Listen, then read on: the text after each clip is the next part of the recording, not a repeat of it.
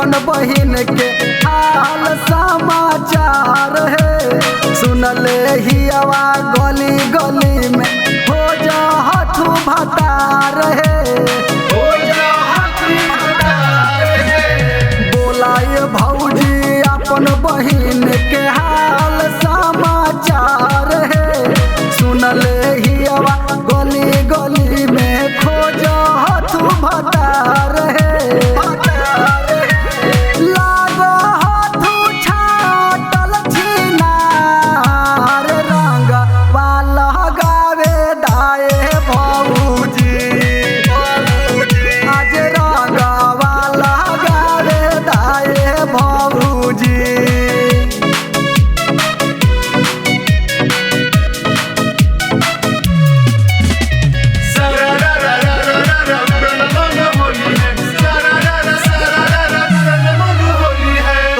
बहिन के पसंद है धनंजय